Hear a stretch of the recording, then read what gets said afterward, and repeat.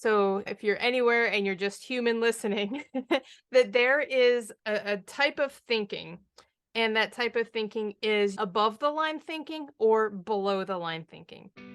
Welcome to another episode of the Business Growth Accelerator with your Chief Marketing Strategist, Brandon Garcia. In this week's episode, we feature Miss Kat Rich, who is the CEO of Katapult Lead Generation. That is a mouthful, I know. Kat helped real estate agents overcome the difficulties of generating leads to get the listings and sales they need to earn the incomes of their dreams. Formerly an elementary school teacher, Miss Kat expanded her horizons by moving to Dubai, of all places, to start a property management company, which led her to become a lead generation specialist and coach. Some interesting facts about this amazing woman: she has ran 16 marathons, was an Ironman finisher, and was a third place in the 2008 Virginia Triathlon. It's a wealth of knowledge, so pay attention to the end because you will be left amazed. And be sure to check the show notes for a full bio and special offer that she has available for everybody who listens to this episode. So again, welcome to the Business Growth Accelerator. Let's get going with Miss Kat Rich. Well, Kat, it's good to see you again. Likewise, Brandon. I feel like we've been passing like ships in the night. You know, we end up in the same groups together, whether it's a challenge or a group, just different types of events. Right. And I know when we first met, it was ClickFunnels 2021. You Yeah. stood out in my mind. I know. You are the one. I did my best. Well, see, the thing is look, for anybody who's listening, this is really a testament to what a great guy you are, Brandon, because that first night, we were all just in this bar area, having drinks, talking, and networking, and the music had been playing for a while. The dance floor was just empty. Yes. Empty. Nobody was out there. I think that's what you get when you go to a conference or an event when it's all marketing. A lot of introverts, a lot of nerds. I'd say I'm one of them. You know, I was captain of the football team, but I ate lunch with the band. I was pretty nerdy and introverted growing up. But yeah, I mean, you paid the money to go there, dance, have a good time. You go there and dance, have a good time, right? 100%. 100%. I'm glad to know that you were with the band kids. Yeah, I never played an instrument, but you know, I ate lunch with them. So, you know. Well, awesome. I also ate lunch with the band kids. And so the very first night we met you, the reason that you stood out in my mind was because I was determined to have a good time. I wanted to dance, but nobody else was dancing. Nobody else was on the dance floor. I had asked a few people to go, and they're like, no. So I was like, you know what? I'm just going to do it. So I was the only one out on the dance floor, probably like 4 songs. I was like, okay, it's been long enough. People should be coming out on the dance floor now. And nobody was coming.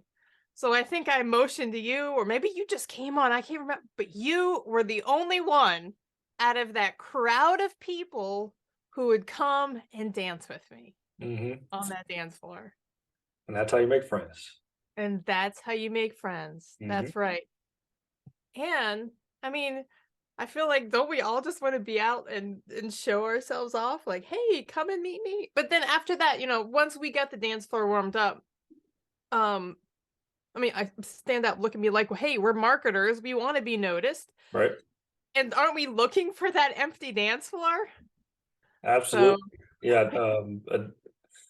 Everybody wants the attention, but people are scared to go out there and get it. You know, whether they think they're going to be made fun of or think of themselves looking like a fool or having that imposter syndrome. Once you just get over and start doing it, it doesn't really matter. You know, just get out and do it, right? What is that saying? It's like, sing like nobody's listening, dance like nobody's watching. I don't remember the rest of it, but that was kind of what I was thinking. I was like, I'm just going to go out and do it. But anyway, I feel like that was a real testament to your character, that you were going to come out and basically, I felt like you were supporting me. There you and go. You were coming out and dancing on the huge dance floor that nobody was on. It was a pretty big floor, pretty big space. Second year, we went to the same party. It was a different dynamic, so to speak. Not much dancing, just as loud. and just as fun though. So yeah, Yeah, so we met from the ClickFunnels universe. First when we were together there, 2021. that's right. Met you at the Modern Profits party there, and then ever since you just kind of popped up somewhere and everywhere. You pixeled, you human pixel, always popping up somewhere everywhere, and front of the room, either dancing or passing by in the hallways or whatever. So I figured there's something special about you. You got something great going on. So just kind of followed your journey so far and what you've been doing. So talk a little bit about that and what you're doing and how you got there. Oh, wow, yeah. Um, so I am a real estate coach and I help real estate agents learn how to do marketing, how to market themselves online and in person, and how to speak sales. So I actually got my start as a struggle. Well, in the beginning, I used to be a music teacher. That's why I was hanging out with the bands because I went through and I ended up getting my music degree. Mhm. After doing that, I really just wanted something more than the teacher life. So this is when I got into real estate. And it was not like I expected. It was a couple of years of just struggling, not knowing how to lead generate, not knowing how to talk to people. I even took several different jobs, like working for different teams who were giving me leads, which then I didn't know what to do with or how to talk to them.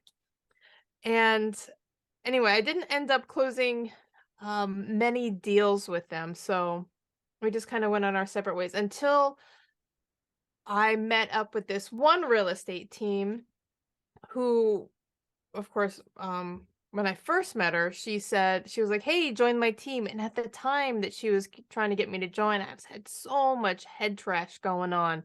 I was like, "I'm worthless." I was like, "I can't do this."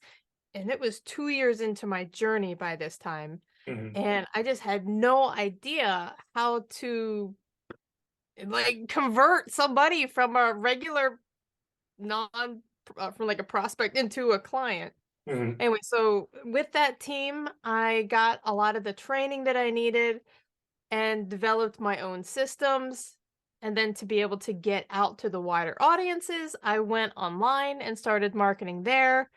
And then I went back to the agents because now that I was getting lots more deals, I was having about, I don't know if you know real estate numbers, about 8 listings a Mhm. month.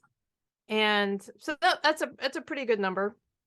And so I was starting to get hired by other real estate teams to um basically train their agents on how to set appointments or for listing agents. So anyway, fast forward to that, I just kind of moved off of the team into coaching. And so I've been coaching now for about 2 years. Mhm. And yeah, it started with just the sales. And then the agents were saying, like, well, how do I get leads to speak the sales too? And so this is kind of how I started teaching them on marketing as well. Gotcha. So when did you actually get started in the real estate gig? Because we know we went through 2008, out of college and things like that with the big crash. Did you come up on the upswing on that, or were you involved during the big debacle there? I wasn't even attached to real estate at that point. Okay. I, as part of trying to find myself, and make more money than and what I really wanted to do was travel, and I just wanted to Mhm. get out and see the world, and I just couldn't do that on the teacher's salary. So instead of just going out and traveling, I took a job overseas, and I traveled to Syria and learned a lot there. And then I went over to Dubai after that. And it was in Dubai when I saw the power of real estate. This is kind of where the transition happened, where I left teaching, where I was a music teacher for about 10 years Mhm. and I started a property management company just Okay. because the uh the real estate in Dubai is a little bit with different rules than it does here. Mhm. So I was able to capitalize on some of the changes or some of the differences, I should say. Okay. For instance, instead of paying rents by the month. Hmm. Like we would do here, hey, I want to get an apartment. Oh, how much is it? Oh, it's like $1,000 a month. Okay. Then you pay $1,000 every month. Well, in Dubai, what they do is you talk about yearly rents. Like, okay, you want $12,000 for rent, and then you just pay it all in a lump sum, and then you've got the apartment for the year. And so the negotiation is, well, how many checks can I pay it in? Can I pay it in 2 checks? Can I pay it in 3 checks? No, 4 checks was a lot. So Okay. that was like a real big concession for the owner. So essentially, most people don't have just like that $12,000 sitting around. So I buddied up with a few friends and we rented a couple of different places and then we sublet out the bedrooms so that people could pay monthly rent. Gotcha. Nice. So, in doing all of that and getting out of the teacher role, my wife's a teacher, and I've been trying Oh. to move her into the entrepreneurial world as well. It's slow going, but slowly working her there. What is the one thing you wish you had known before you began this adventure into the real estate world, and then moving into the coaching consulting side? Let's see. I mean probably the sales and marketing comes before any business. Right.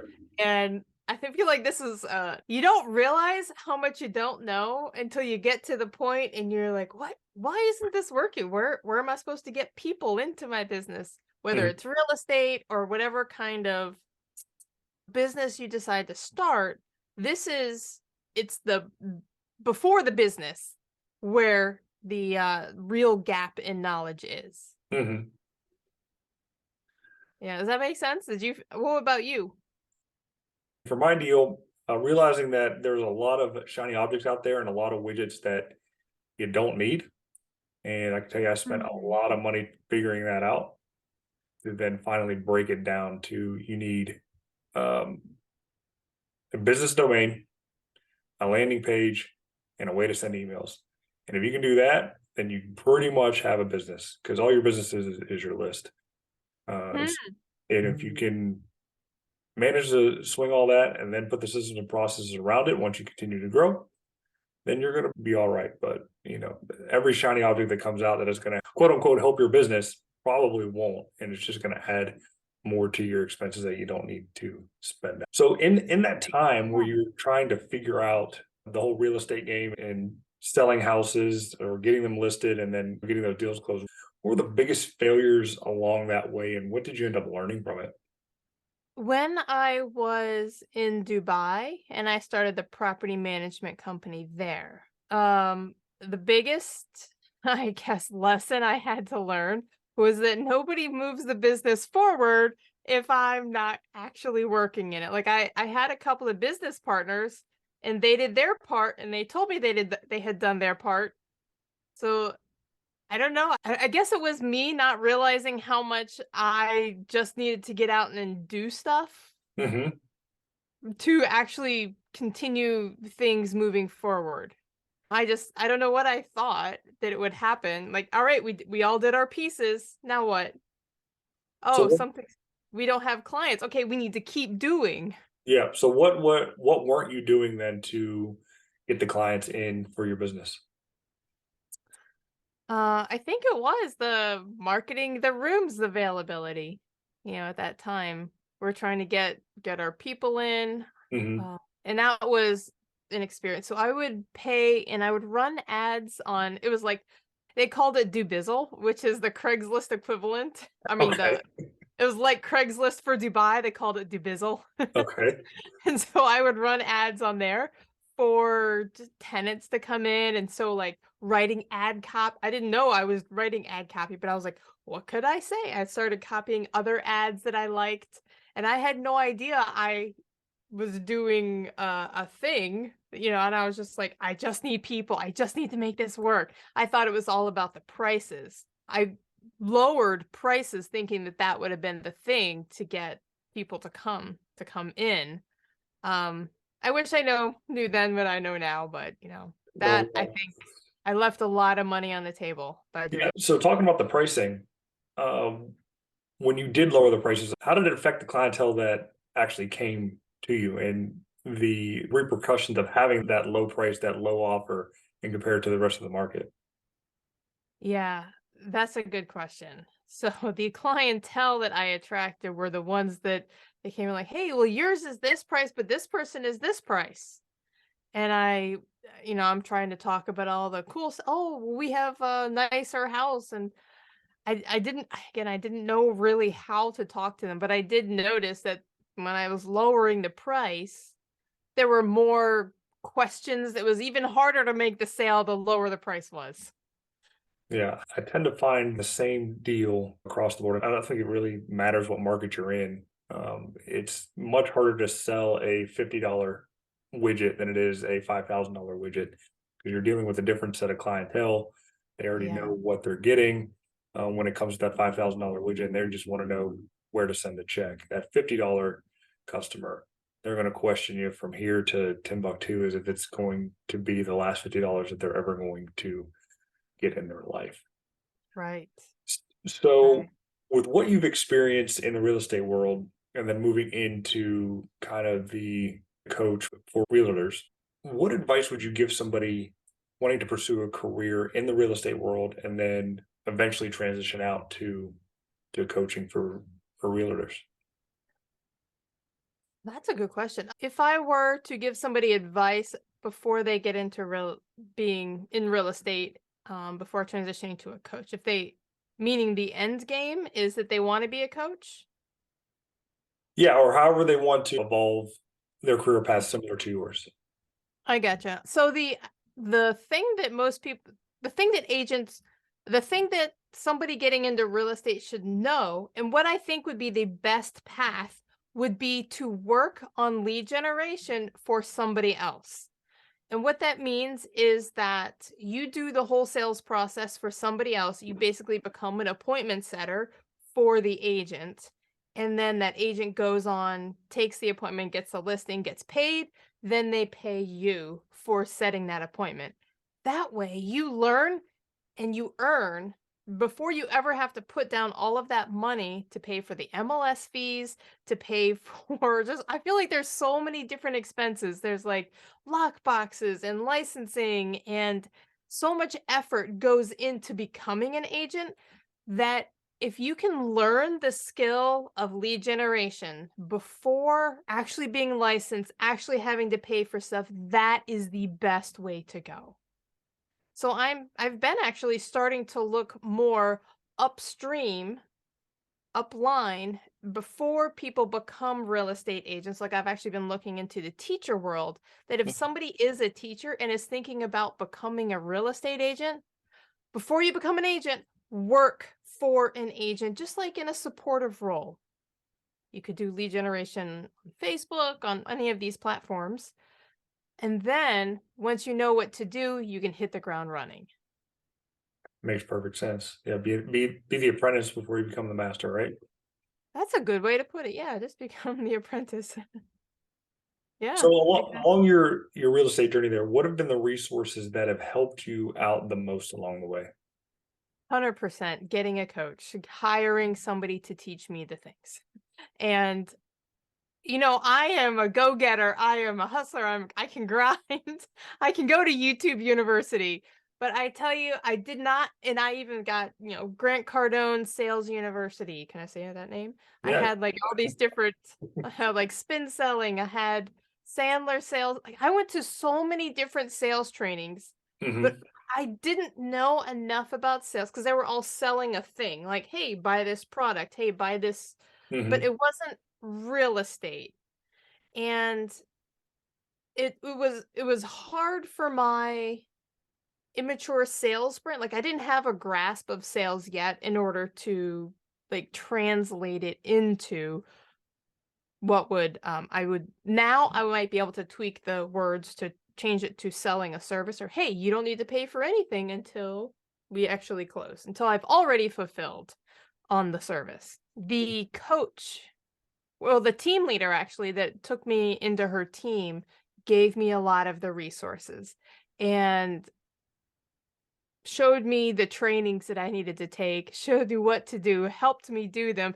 And above all, if you're going to do anything new, 100%, you need a coach. You need, if you're going to, like I always say, if you're going to train for the Olympics, you need to have a coach to Hmm. help you do it, right? You can't just show up and be like, I'm going to get into the Olympics. I'm going to be another Michael Phelps, but I don't need a coach. I can do it by myself.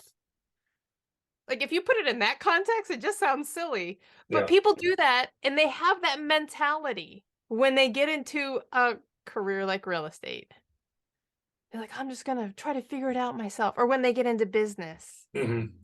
Yeah, I can definitely all those points there, especially when you made with the the Olympic training. Yeah, yeah. I've yet to find that mentor in the business world, and trust me, I get hit up all the time for by my coaching program, hire me as a coach and like that, and it does become like, not another one, right? But it makes the most sense because going on the journey alone, it's lonely. There's no one there to hold you accountable, and it can be difficult to find that motivation when you have nothing or nobody to work for or towards. I mean, we all say we Mhm. want to work for ourselves, but are we really working for ourselves? Not likely, because either we have a family or we have the somebody there behind us that we absolutely have to support, be it a relative, parent, or we got to feed ourselves, right? But Right, we're right. definitely more motivated to help somebody else out along the way or during the journey than it is just to do it ourselves. So, And I wanna add something onto the back of that because and when you mentioned all of these business coaches want them to buy you want you to buy their program. And I think that first you have to decide what do you want? What kind of a coach do you want? For instance, I'm a lead generation coach. I can help you with, talking to people on the phone, and I can help you with a social media strategy if you're looking to go in that direction. However, if you want a cold call, if you want to go out door knocking, then I'm not the coach for you. So if you internally should make the decision, where do you want to put your marketing efforts? And then you can interview coaches to see what, if that's the path that you want to go on. But first the decision needs to be internal. Does that make sense? it makes 100% sense. Having that clear direction on the path of your business and the system and processes that you want set up, you have to align yourself with somebody that has already walked down that path to get you to that end goal. And this it brings to mind a story that I think Russell told in the 2021 Funnel Hacking Live session about being a trailblazer. I believe it was that one, or maybe I just watched one of the replays. But he said, "Don't be the trailblazer because you're going to be the one with the arrows in your back." It's best to follow the lead of somebody that has been successful. Make sure they are vetted first, though, and they are doing the right things by the right people. So, Yeah. uh, Yeah. Absolutely. so as far as the coach goes as the number one resource, are there any additional resources tech wise that have helped you out along the way? The community. So each time I've had a coach, there has also been a community of people Hmm. who are doing that. So I had a real estate coach in the beginning. And with the real estate coach, we had a class of people who were all going through it at the same time. So it was like a group coaching. And so being able to lean on them, we had script practice and we would practice with each other 15 minutes a day. And we'd rotate around and we'd talk to different people. So having a group of people who are on the same learning journey as well. And of course, everybody's got different backgrounds, and so they can contribute different things. Uh, and then after I moved out of real estate production and moved into coaching, I got a coach that coached coaches. And he was the coach's coach. And so he was able to help me grow myself in personal development Hmm. in order to do the things that I had not done before.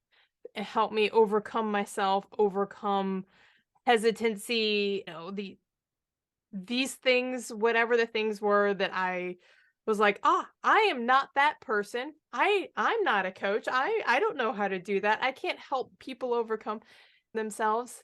And then, he would coach me on how to be a better coach. Mhm. And again, I was a part of a community of people also overcoming these struggles and learning to be bigger and basically be a better coach and become that person who can coach other people.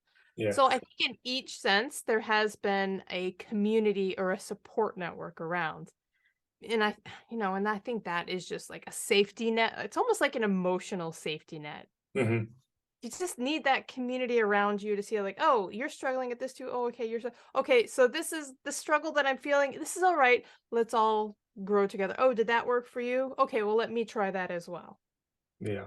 And I always found that term coaches coaching other coaches just always gives me a little chuckle, but it makes sense because there has to be that initial person to teach somebody else to then teach other people. Nobody just thinks of it on their own. Somebody has to teach somebody. It has to be that core foundational person to move that knowledge down the chain. So that's great.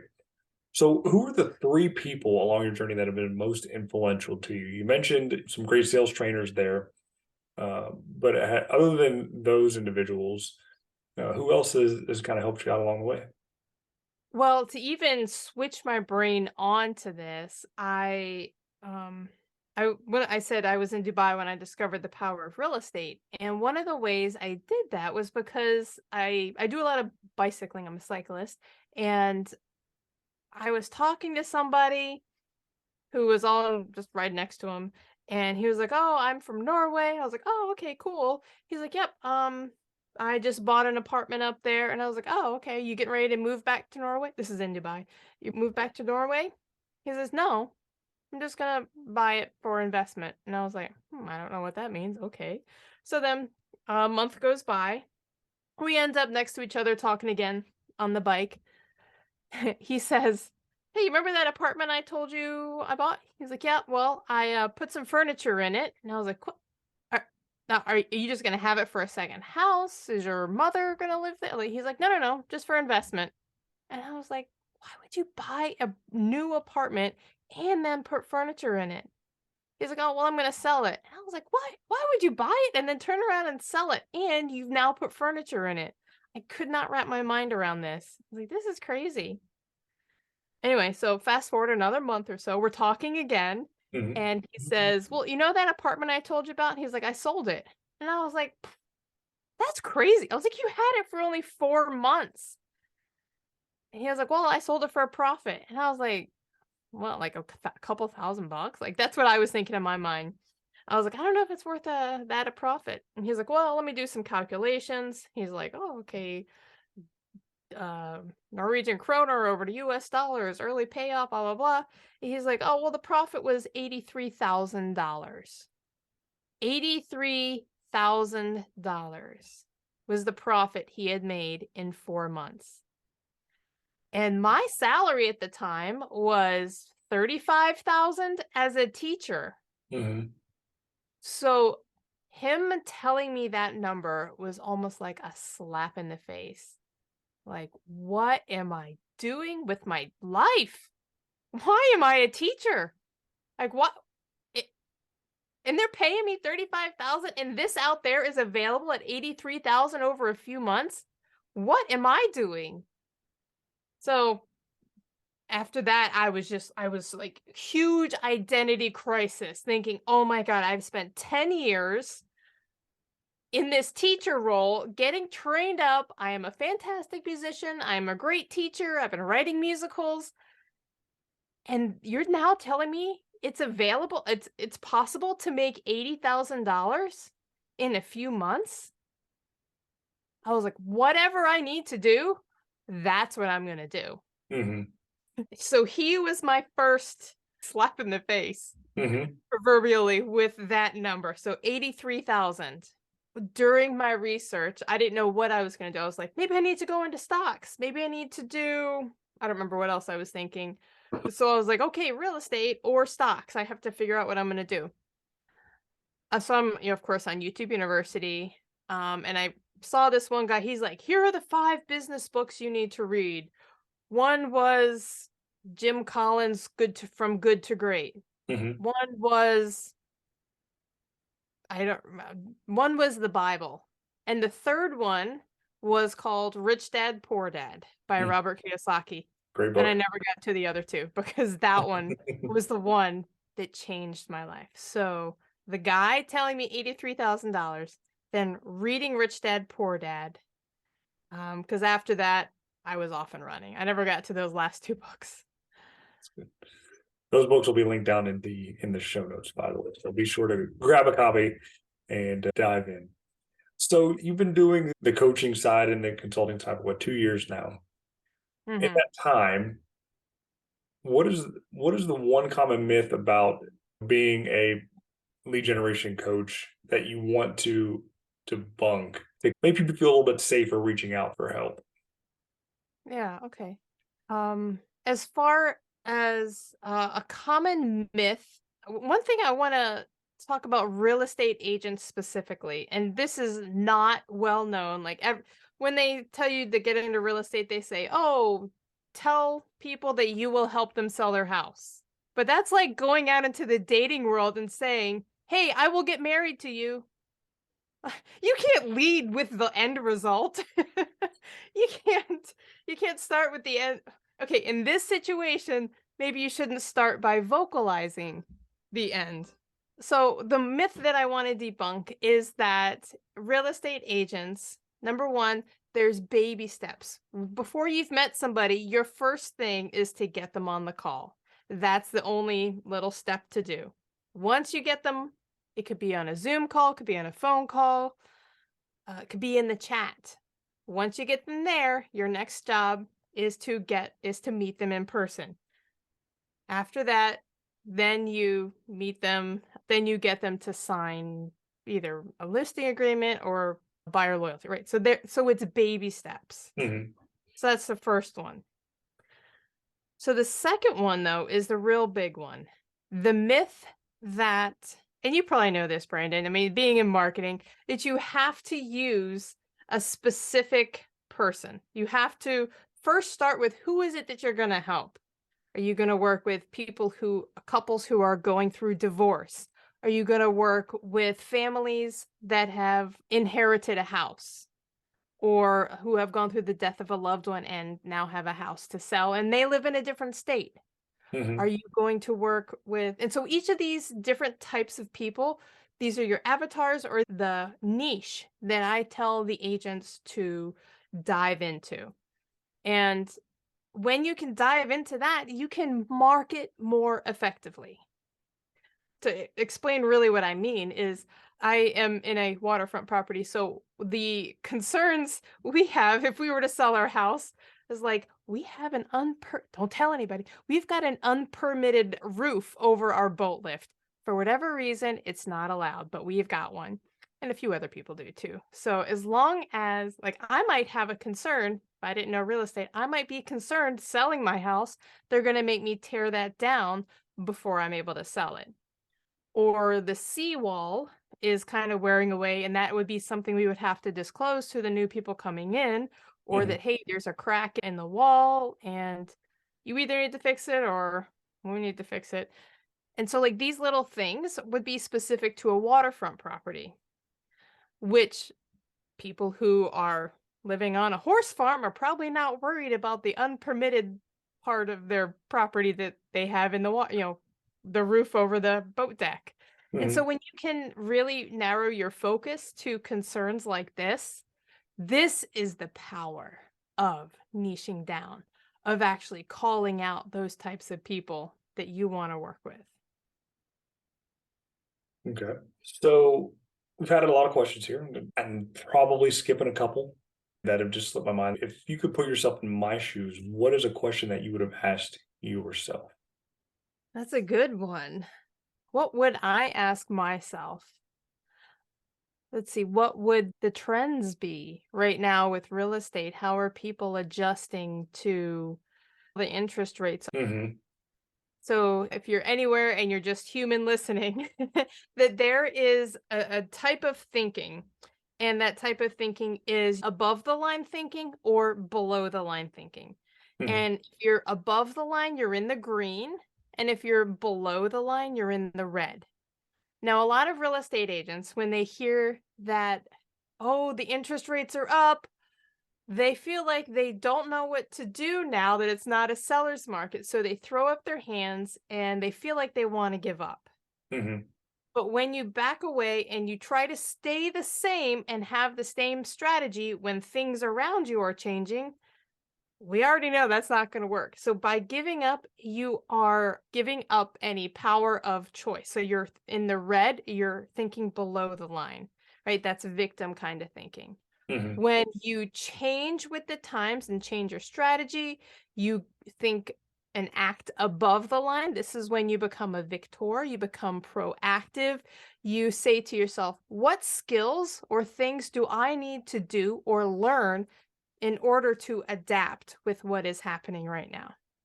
So being proactive and actually going out and learning how to change your strategy in order to continue to be successful. Because what we do is we want to thrive. We want to live above the line. We want to make lots of money. We don't want to give up. We don't want to be victim to the circumstances or our external world and just merely survive, right? We want to thrive. We want to live above the line and not just survive. So anybody who is in business, anybody who is in life, because this applies to not just business, this applies to kind of anything that you're working, whether you're in a job or you're in a business, that you're the way that you react to things, the more control, the more power that you realize that you have in your above the line thinking, the more you're going to be able to thrive in any circumstances. Good stuff. Good stuff. So we've talked about a lot of great topics today, and I know we got to be cutting it short here. I hate to do that, but where can people watching and listening to this find more information about you and your offerings and how you can help them with their real estate lead generation? Okay. So the best place to reach me is on Facebook. So Miss MSKATRICH, Miss Cat Rich is my Facebook.com. And then that. The next place is you can get some free training on how to be a lead generation. If you're an agent, it applies directly to you. If you're just a business owner wondering how to do social media marketing or how to generate leads, this will give you a high level view and you can adapt it to your own situation. It's at catapult2results.com/free. Now that's catapult with a K. Catapult2results.com/free. And that's a free course that you can watch. Awesome. Thank you. And All on that will YouTube, be in the, I'll apologize, but all that will be in the show notes. So don't have to worry about remembering how to spell that. okay. Yeah, and on YouTube, it's Catapult Lead Gen. How has YouTube helped out your marketing efforts? Well, I'm learning more about YouTube because it hasn't been the focus of where I have been teaching to get business from. I Hmm. am still learning about YouTube. For right now, I have just posted up my replays there and then embedded them on my sites, but I haven't used it yet in a productive way for lead generation. Gosh, that's a big platform. It's evergreen, so it's going to stay up there. It's going to stay forever, Yes. and a lot of businesses should be on there. So Yeah. I've got about 97 videos or so right okay, now. all right, you're almost to that 100 mark. It's just going to start picking up from there. They say once you make that 100th video, it kind of starts taking off. Oh, okay. Get those last three up there and then take off there. So yeah, I Okay. appreciate you coming on the Business Growth Accelerator. Like I said, you've been pixeled in my life and doing amazing things. Looking forward to seeing your journey and how far you're taking your coaching and consulting business to new heights. And I'm sure I'm going to see you again this fall at the Funnel Hacking Live. Is that right? Are you Yep, going? I'll be All right, there. you're there in Orlando. All right. Well, until then, this has been the Business Growth Accelerator. Take care and have a great day.